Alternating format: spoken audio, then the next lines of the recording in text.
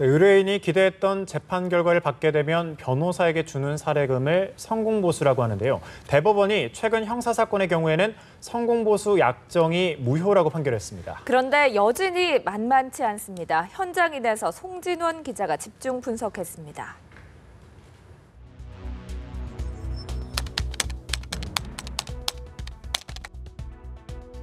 (4년) 전 배임 수재 혐의로 구속됐던 A씨. 굴지의 로펌과 계약을 맺었습니다. 착수금은 3천만 원. 물론 이게 전부가 아니었습니다. 법원의 결정에 따라 A씨가 변호사에게 지급해야 할 돈을 보시는 것처럼 아주 구체적으로 정했습니다. 이게 바로 성공보수입니다. A씨는 1심은 물론 대법원에서도 무죄를 선고받았습니다. 그런데요, 예상 못했던 신경전이 시작됐습니다. 성공보수가 많다며 버티는 의뢰인, 약속대로 돈을 달라는 로펌. 양측의 갈등은 결국 새로운 소송으로 번졌습니다. 앞으로 이런 갈등은 크게 줄게 됐습니다. 대법원이 얼마 전 형사사건에 한해서 성공보수 약정은 무효라고 판결했기 때문이죠. 도덕과 직업윤리에 반한다는 게 대법원의 설명인데요. 요약해보면 나쁜 짓 한 사람 엄벌에 처하고 덜 나쁜 사람 감형하는데 돈을 주고받는 건 적절치 않다는 거죠. 이것이 대법원이 생각한 변호사의 직업윤리입니다. 더 큰 뜻도 있다고 합니다. 이번 전원합의체 판결에는 사법 불신을 초래하는 정관예우와 용고주의를 근절시키고자 하는 대법원의 강력한 의지가 담겨져 있다고 볼 수 있습니다. 시민들 반응은 예상대로였습니다. 사건이 대법까지 가가지고 많이 들어갔습니다. 몇 억 들어갔어요. 고심 끝에 낸 판결이라고 보는데 합당한 판결이라고 봅니다.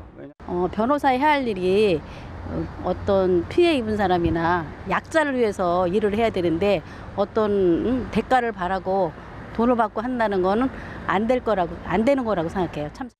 그런데 웃지 못하는 이들이 있습니다. 지갑이 얇아질 것을 우려해서일까요? 변호사들은 속이 탑니다. 여기 대표적인 변호사 단체가 내놓은 긴급 설문조사 결과를 한번 보시죠. 파란색 부분이 대법원 결정에 반기를 든 변호사들입니다. 무려 80%에 이를 정도니 반발 수위가 얼마나 거센지 쉽게 짐작하실 수 있을 겁니다. 일부 고위직 전관 변호사들이 과도한 성공보수를 받아서 생긴 문제를 우리 변호사 집단 전체의 문제로 치부하고 있어요. 이들의 주장에도 고개가 끄덕여지는군요.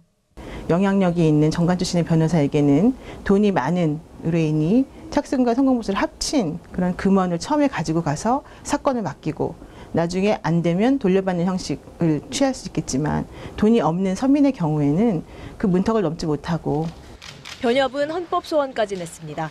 법원 재판에 대한 헌법 소원을 금지하는 현행법을 모를 리 없는데도 말입니다. 얼마나 화가 치밀었으면 그랬을까요? 그런데 갈등 구도가 장기화한다면 누구에게도 도움이 되진 않을 겁니다. 절충점을 찾으려는 노력도 그래서 시작됐습니다. 서울지방변호사회에서는 이제 형사사건에 관해서 새로운 사건 수임 계획서의 표준 모델을 만들어서 회원들에 배포할 예정입니다. 포괄 약정서랑 그다음에 단계별 약정서, 그다음에 이제 시간제 약정서 이런 식으로 만들 예정인데요. 새로운 문화, 뒤바뀔 지형들도 예견됩니다.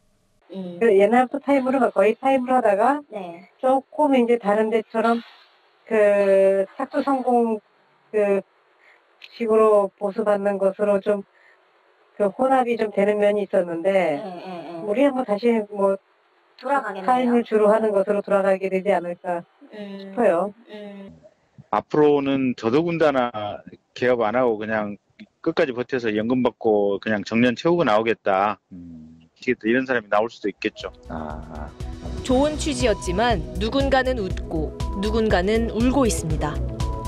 마냥 웃기만 할 수도, 그렇다고 화를 내고 낙담만 할 수도 없겠죠. 성공보수 폐지의 후유증과 이를 극복하려는 노력은 당분간 계속될 걸로 보입니다. 지금까지 현장인이었습니다.